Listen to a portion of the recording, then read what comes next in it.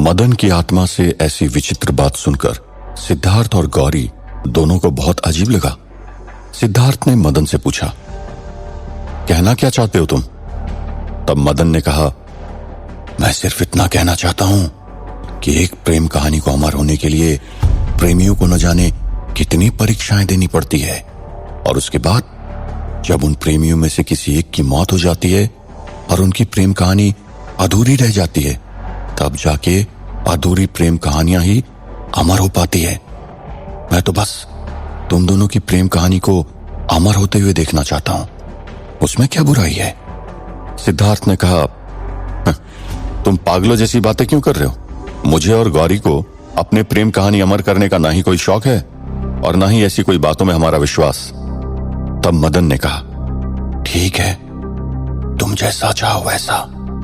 सिद्धार्थ को मदन का रवैया कुछ ठीक नहीं लगा, क्योंकि अब तक वो जिस मदन से मिला था वो बहुत ही भावुक और विनम्र था, जो अपनी प्रेमिका से मिलने को बेसब्र था। सिद्धार्थ ने गौरी से धीरे से कहा, किशोरी की ऐसी हालत देखकर ये लगता है मानसिक रूप से अस्थिर हो गया है। तब गौरी ने कहा, आत्मा को मानसिक अस्थिरता कैसे हो सकती है? मुझसे क्या पूछ रही हो? मुझे क्या पता, जो सामने लग रहा है वही देख के बोल रहा हूं। इतनी देर में मदन किशोरी के पास आया और उसे छू के कहने लगा, हम बहुत जल्द यहां से कहीं दूर चले जाएंगे, हाँ तुम फिक्र मत करो। तब किशोरी ने कहा, क्यों जिंदा रखा है मुझे? मैंने कहा ना, जितने साल और जिंदा रखेगा मैं उतने साल तक अपना जवाब नहीं बदलूंगी। मैं तुम्हारी कभी नहीं हो सकती। तब गौरी को कुछ अजीब सा लगने लगा, उसके दिमाग की बत्ती जलने लगी और तब उसने सिद्धार्थ से कहा, सिद्धार्थ हमें चलना चाहिए, हम बूढ़े बाबा को कल ढूंढने आएंगे। सिद्धार्थ कुछ कहे उससे पहले गौरी सिद्धार्थ का हाथ पकड़कर उसे हवेली के बाहर लेकर आई। सिद्धार्थ ने उससे कहा, अरे क्या हो गया है तुम्हें गौरी, क्यों लेकर आई मुझे यहां? तब गौरी ने कहा, अभी इसी वक्त नील भवन चलो, मुझे तुमसे बहुत जरूरी बात करनी है, तुम्हें मेरी कसम अगर मना किया तो। सिद्धार्थ ने कहा, आजकल ये क्या बात बात पे कसम देना सीख गई हो, कहां से सीखा ये? गौरी ने उसकी बात को नजरअंदाज किया और दोनों तेजी से नील भवन पहुंचे। नील भवन पहुंचते ही गौरी ने सिद्धार्थ से कहा, तुमने कुछ बात गौर की क्या? मदन और वो दुष्ट आत्मा कभी एक साथ क्यों नहीं आते? सिद्धार्थ ने कहा, क्योंकि मदन उस दुष्ट प्रेत से डरता है। तब गौरी ने कहा, हाँ, और वो दुष्ट आत्मा वो तो किसी से नहीं डरती ना, फिर वो उस वक्त क्यों नहीं आती जब मदन मौजूद हो? सिद्धार्थ ने चिढ़कर गौरी से पूछा, अरे तुम आखिर कहना क्या चाहती हो? तब गौरी ने कहा, मैं ये कहना चाहती हूं कि मुझे लगता है कि वहां उस हवेली में मदन और दुष्ट आत्मा ऐसी दो अलग अलग आत्माएं नहीं है, बल्कि एक ही है, जो कभी मदन तो कभी वो दुष्ट आत्मा बन के आती है, क्योंकि तुम दोनों ही सूरतों में उन्हें कभी देख तो नहीं सकते। सिद्धार्थ सोच में पड़ गया। गौरी ने कहा, मदन ने आज जो विचित्र बात कही हमारे बारे में, वो क्या कोई भी शांत और सरल मन का व्यक्ति कह सकता है? और उसके बाद किशोरी ने जो उसे कहा, वो अगर इनके बीच में इतना प्रेम था तो किशोरी ने उसे ऐसा क्यों कहा कि मैं तुम्हारी कभी नहीं हो सकती? तब सिद्धार्थ ने कुछ पल सोच के कहा, तुम कुछ ज्यादा सोचती हो गौरी, मैंने कहा ना, अपनी प्रेमिका की ऐसी हालत देखकर बेचारा बौखला गया होगा, इसलिए ऐसी उटपटांग बातें किया जा रहा था। और रही बात किशोरी के ऐसा कुछ कहने की, तो बेचारी किस अवस्था में दिख रहा है ना तुम्हें, ऐसे में उसे क्या पता कि उसका प्रेमी उसके सामने खड़ा है या उसका शोषण करने वाला। तब गौरी ने कहा, क्या पता दोनों एक ही हो। तब सिद्धार्थ ने गौरी की इस बात को सुनकर उसे नकार दिया और गौरी से गुस्से में कहा, अरे कुछ भी उटपटांग मत सोचा करो गौरी, मैं खुद गांव वालों से सुनाऊं, मदन किशोरी की प्रेम कहानी एक समय में पूरे गांव में प्रसिद्ध थी, ऐसी बात करके उन दोनों के प्रेम का अपमान मत करो। ये कहकर सिद्धार्थ अपने कमरे में चला गया और अपने कमरे की बत्ती बुझा दी। गौरी के मन में शक घर कर गया था, इसलिए गौरी ने उस रात हवेली में अकेले जाने का फैसला किया। जब सिद्धार्थ अपने कमरे में था और नील भवन में बाकी सब सो गए थे, तब वो चुपचाप अपने कमरे से बाहर निकली। साथ में उसने कुछ हथियार रख लिए थे, जैसे चाकू, छुरी और सिद्धार्थ की कुल्हाड़ी, और दबे पांव जैसे सिद्धार्थ निकल गया था हवेली जाने। वैसे वो भी निकल गई। रात के अंधेरे में गांव की बस्ती में किसी की नजर ना पड़े, वैसे छुपते छुपाते गौरी दबे पांव हवेली तक पहुंच गई। गौरी ने हवेली की तरफ देखा और गहरी सांस ली। आज पहली बार गौरी इतनी रात गए बिना सिद्धार्थ के अकेले हवेली आई थी। गौरी थोड़ी थोड़ी घबरा जरूर रही थी, लेकिन अपने डर पर काबू करते हुए गौरी ने मशाल जलाई और हवेली के अंदर कदम रखा। हवेली के अंदर जाते ही उसे ठंड महसूस होने लगी। गौरी ने यहां वहां देखा और सीधा उस कमरे की तरफ आगे बढ़ी। जैसे जैसे गौरी आगे बढ़ती गई वहां ठंड बढ़ती गई। कुछ आगे पहुंचते ही ठंड इतनी ज्यादा बढ़ गई कि गौरी के मुंह और नाक से भी सांस लेते वक्त धुआं आने लगा। मशाल की आग की गर्माहट भी महसूस नहीं हो रही थी। गौरी जैसे ही जौहर कुंड के कमरे में पहुंची, वहां अचानक से उसे महसूस हुआ कि कोई उसका पीछा कर रहा था। गौरी ने पीछे मुड़कर देखा, लेकिन उसे कोई दिखाई नहीं दिया। गौरी को लगा कि यह उसका भ्रम था और ये सोचकर गौरी ने फिर से आगे की तरफ बढ़ना शुरू किया। उसने कुछ कदम आगे बढ़ाए भी थे कि उसे फिर से लगा कि कोई उसका पीछा कर रहा था। उसे जैसे ही ये महसूस हुआ, वो तुरंत ही रुक गई। उसने अपने आंखों के कोनों से ऐसा दिखाई दिया जैसे कि कोई उसके पीछे खड़ा था। गौरी के पीछे मुड़ने की हिम्मत नहीं हुई। उसने अपना एक हाथ कुल्हाड़ी पर रखा और फिर से चलने लगी। वो कुछ ही कदम आगे बढ़ी थी कि इस बार भी उसे वैसा ही महसूस हुआ। गौरी फिर से रुक गई और इस बार उसे ऐसा लगा कि कोई उसके बहुत ज्यादा करीब आ गया था। उसने धीरे से पूछा, कौन है वहां? लेकिन किसी ने जवाब नहीं दिया। लेकिन अब तक गौरी को उसकी पीठ पर किसी के सांस की गर्म हवा जैसी महसूस हुई और गौरी की रूह कांप गई। गौरी मुड़ के पीछे देखना चाहती थी, लेकिन डर के मारे वो देख नहीं पा रही थी। अब गौरी को ऐसा महसूस होने लगा था कि कोई उसके पीठ पर अपने होंठ घुमा रहा हो। गौरी के पूरे बदन पे कपकपी मच गई और उसके रोंगटे खड़े हो गए। गौरी ने हिम्मत जुटाते हुए झट से अपनी कुल्हाड़ी निकाली और पीछे मुड़ी और अपनी कुल्हाड़ी घुमाई, लेकिन पीछे कोई नहीं था। गौरी को पता था कि वो उसका भ्रम नहीं था, इसलिए गौरी ने खुद से कहा, डर मत गौरी, डर मत। तुझे उस कमरे में जाने से कोई नहीं रोक सकता, तुझे कुछ नहीं होगा। ऐसा कहकर गौरी ने अपना हौसला बढ़ाया और आगे की ओर कदम बढ़ाए। गौरी जैसे ही आगे बढ़ती गई, वैसे ही उसे उसके पीछे अजीब आवाजें सुनाई देने लगी, जैसे किसी जानवर के चलने की या किसी परिंदे के पर फड़फड़ाने की। लेकिन गौरी ने उनकी तरफ ध्यान नहीं दिया और आगे चलती रही। गौरी अब उस जौहर कुंड के कमरे को पार कर चुकी थी। अब उस पिशाच राज वाला कमरा आया। गौरी ने गहरी सांस ली और आगे बढ़ती रही। अचानक उसके पीछे से बहुत जोरों की आवाज आई, जिससे गौरी बहुत डर गई और उसके मुंह से चीख निकल पड़ी। गौरी ने तुरंत ही मुड़ के पीछे देखा तो उसने देखा कि एक कच्ची दीवार गिर गई थी। गौरी को यकीन हो गया कि उस कमरे में और कोई भी था, इसलिए अब गौरी ने दौड़ लगाई और दौड़ते दौड़ते उस छोटे से खिड़की के पास आ गई। खिड़की के अंदर जाने के लिए गौरी झुकी और सबसे पहले अपना सर उस खिड़की के अंदर डाला और अचानक गौरी को किसी ने पीछे से पकड़ लिया। गौरी के दिल की धड़कन जैसे रुक सी गई। गौरी बोलना चाहती थी कि पीछे कौन है, लेकिन उसके गले में से आवाज ही नहीं निकल पाई। कुछ पल के लिए तो उसे पछतावा हुआ कि इतनी रात गए इस हवेली में अकेले आने का उसका निर्णय गलत था। लेकिन फिर हिम्मत जुटाते हुए उसने पीछे मुड़कर देखा तो उसे पता चला कि उसका कपड़ा एक कील में फंस गया था। ये देखकर उसकी सांस में सांस आई और उस कील में फंसा हुआ कपड़ा बाहर निकाला और तुरंत उस खिड़की के उस पार चली गई। गौरी ने उस कमरे में प्रवेश किया जहां पर बीचों बीच किशोरी को बंदी बना गया था। गौरी तुरंत ही किशोरी के पास गई और उसने प्रश्न पूछा, किशोरी, सच सच बताना, तुम्हारी दशा किसने की है? तुम्हारी इस हालत के लिए कौन जिम्मेदार है? घबराओ मत, मेरा नाम गौरी है, मैं तुम्हारी मदद करने आई हूं। मैं तुम्हें यहां से मुक्ति दिलाकर रहूंगी। इतने वर्षों बाद एक औरत की आवाज सुनकर किशोरी ने कहा, सच में मेरी मदद करना चाहती हो तो मुझे मार डालो। गौरी ने कहा, इसके अलावा भी और कोई रास्ता होगा? तुम्हारे अपराधी को हम दंड देंगे, तुम्हारे गौरी की बात को बीच में ही काटते हुए किशोरी ने कहा, उससे मेरी पीड़ा कम नहीं होगी। मेरा अब कोई इलाज नहीं है। मेरा इलाज मेरी मौत ही है और वो दरिंदा मेरी मौत होने नहीं देगा। गौरी ने पूछा, कौन है वो दरिंदा? तुम किसकी बात कर रही हो? किशोरी ने कुछ बड़बड़ाया, लेकिन गौरी की समझ में नहीं आया। गौरी ने किशोरी से फिर पूछा, उसका नाम बताओ किशोरी। किशोरी ने फिर कुछ बड़बड़ाया, लेकिन गौरी के समझ में फिर भी नहीं आया। इस बार गौरी ने किशोरी से कहा, देखो घबराओ मत, मैं अब तुम्हें कुछ नहीं होने दूंगी, तुम बस मुझे उसका नाम बताओ। ये कहकर गौरी अपने कान किशोरी के करीब लेकर गई।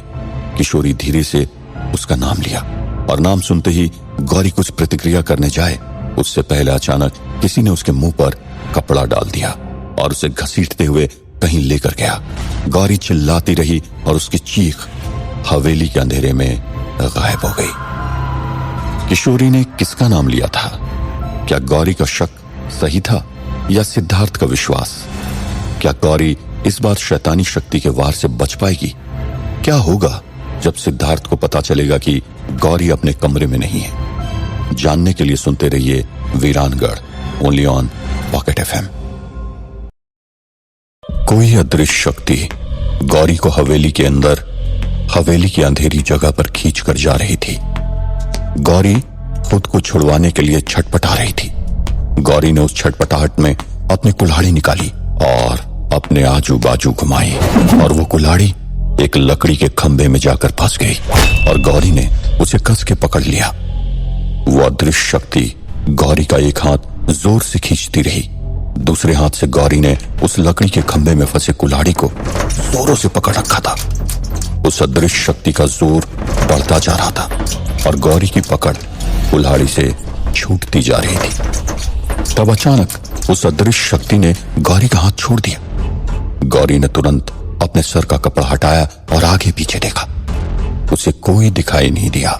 गौरी ने पल भर राहत महसूस की और तब जैसे ही गौरी की पकड़ उस कुल्हाड़ी से कमजोर हुई, उस अदृश्य शक्ति ने गौरी को झटके से खींचा और उसी झटके में गौरी की पकड़ उस कुल्हाड़ी पर फिर से मजबूत हुई और वो कुल्हाड़ी खंभे से निकल गई और गौरी के हाथ से छूटकर छत पे टंग रहे झूमर की रस्सी से जाकर लगी और वो रस्सी कट गई।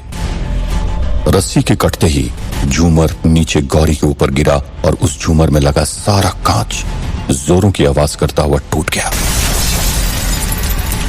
वहां गांव में नील भवन में सिद्धार्थ अपने कमरे में बत्ती बंद करके सोने की कोशिश कर रहा था कि वो बूढ़े बाबा से संपर्क बना सके, लेकिन उसे नींद लग ही नहीं रही थी। सिद्धार्थ का मन बहुत बेचैन हुआ जा रहा था। उसे रह रहकर गौरी की वो बातें याद आ रही थी जो उसने मदन के बारे में कही थी और उसे अपने बर्ताव को लेकर अफसोस भी हो रहा था। सिद्धार्थ को लगा कि उसे गौरी से जाकर उसके बर्ताव के लिए माफी मांगनी चाहिए। इसलिए सिद्धार्थ उठा और अपने कमरे से बाहर आया और गौरी के कमरे की तरफ गया और जैसे ही वो दरवाजा खटखटाने गया, उसे दरवाजा खुला दिखा। उसे ये थोड़ा अजीब लगा क्योंकि गौरी अपना दरवाजा कभी खुला नहीं रखती थी। गौरी को हल्के से पुकारते हुए सिद्धार्थ उस कमरे के अंदर गया। उसने अंदर जाकर बत्ती चालू की तो देखा कि गौरी अपने कमरे में नहीं थी। वो देख के चौंक गया, लेकिन उसने सोचा कि गौरी शायद रसोई घर में पानी पीने गई होगी।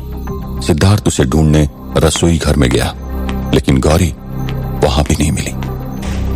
अब उसे फिक्र होने लगी थी क्योंकि गौरी कई बार ऐसे शैतानी शक्ति का शिकार बन गायब हो चुकी थी और किसी मुसीबत में फंस चुकी थी। इसीलिए सिद्धार्थ ने तसल्ली करने मिस्टर बजाज का दरवाजा भी खटखटाया। मिस्टर बजाज ने दरवाजा खोला और वो वहां भी नहीं थी। अपनी बेटी के फिर से गायब हो जाने पर मिस्टर बजाज को गुस्सा आ गया और सिद्धार्थ को कोसने लगे। अरे मेरी बेटी हमेशा तुम्हारी वजह से मुसीबत में पड़ती है। जब देखो तब वो तुम्हारे पीछे तुम्हारी मुसीबत अपने सर ले लेती है कि कहीं तुम्हें कुछ ना हो, लेकिन तुम खुद। सिद्धार्थ ने उन्हें बीच में ही टोका और कहा, यह वक्त नहीं है इन सब बातों का बजाज अंकल। आपकी बेटी से मैं प्यार करता हूं। उसकी जितनी फिक्र आपको है उतनी फिक्र मुझे भी है। इसलिए आप मुझ पर हर बार इल्जाम लगाना बंद कर दीजिए, क्योंकि गौरी को हवेली न ले जाने का फैसला मैं हर बार सुनाता हूं, लेकिन वही मेरी बात नहीं मानती और उसने आज भी नहीं मानी है। जितना मैं जानता हूं आज हमारी बहस के बाद गौरी खुद के शक को सच साबित करने जरूर हवेली गई होगी। ये कहकर सिद्धार्थ ने अपनी चंद्रवीस तलवार उठाई और अपना झूला उठाया और उसी वक्त हवेली जाने निकल पड़ा। वो तेजी से हवेली की तरफ जा रहा था, वो भी गुस्से में। उसे गौरी की इस नादानी पर गुस्सा आ रहा था और वो अपने आप से बड़बड़ा रहा था। अगर गौरी हवेली में हुई ना तो आज तो उसकी खैर नहीं। समझती क्या अपने आप को? गलत हरकत वो करे और उसका बाप हर बार मुझे ही दोष देकर दो बातें सुनाए। आज तो गौरी की खैर नहीं। सिद्धार्थ हवेली पहुंचा, लेकिन जैसे ही वो हवेली के अंदर जाने वाला था, अचानक उसे हवेली के बगल में एक काले कपड़े में एक आदमी दिखा, जिसने मुंह पर काला कपड़ा बांधा हुआ था। उसे देखकर सिद्धार्थ को याद आया कि ये वही था जिसने उस दिन हवेली का दरवाजा बंद करके उन दोनों को भीतर बंद कर दिया था। सिद्धार्थ के मुंह से निकला, मुंगेरी। वो सिद्धार्थ को देखकर भागा। सिद्धार्थ भी उसके पीछे भागा और उसे रुकने के लिए कहा, लेकिन वो भागकर कहीं छुप गया। सिद्धार्थ ने देख लिया था कि वो कहां छिपा था और सिद्धार्थ ने चुपके से वहां जाकर उसे पकड़ लिया और उससे कहा, ये क्या खेल हमारे साथ खेल रहे हो मुंगेरी? कभी अदृश्य बनकर आते हो तो कभी ऐसे कपड़े पहनकर आते हो। मुझे बताओ, ये सब क्या लगा रखा है? उस व्यक्ति ने कुछ नहीं बोला। तब गुस्से में सिद्धार्थ ने उसके मुंह पर से कपड़ा निकाला और देखा कि वो एक 25-30 साल का नौजवान लड़का था, जो सिद्धार्थ से डरकर अपनी आंखें बंद किए हुए खड़ा था। सिद्धार्थ ने उसे देखकर कहा, मुंगेरी। उस लड़के ने डरते हुए अपना सर हिलाकर मना किया। सिद्धार्थ ने उससे पूछा, तुम मुंगेरी हो ना? उस लड़के ने फिर से अपना सर हिलाया और मना किया। सिद्धार्थ ने उससे गुस्से से पूछा, तो कौन हो तुम? उसने कुछ बोला नहीं। सिद्धार्थ ने अब उसे गुस्से से कहा, कुछ बोलोगे? मेरे धीरज की परीक्षा मत लो। तब उस लड़के ने कुछ बोलने की कोशिश की। सिद्धार्थ ने चिढ़ते हुए कहा, क्या? तब उस लड़के ने इशारे से कहा कि वो बोल नहीं पाता। तब अचानक सिद्धार्थ को याद आया कि उस दिन मदन ने कहा था कि मुंगेरी ने दरवाजा इसलिए बंद किया हुआ था क्योंकि वो बोल नहीं सकता था। लेकिन तुरंत ही उसके दिमाग की बत्ती जली कि मुंगेरी उसके बाद जब जब सामने आया था उसने बोला था। सिद्धार्थ को कुछ समझ नहीं आया और उसने फिर से उस लड़के को पूछा, तुम बोल नहीं पाते और तुम मुंगेरी भी नहीं हो, तो तुम हो कौन? कुछ बता सकते हो? तब उस लड़के ने अपनी आस्तीन ऊंची की और उसका हाथ आगे किया। सिद्धार्थ ने उसका हाथ पकड़ा और उसकी तरफ देखा। उस पर एक नाम गुदवाया था, जिस पर लिखा था, कजरी रो लाड़ लो सुजान।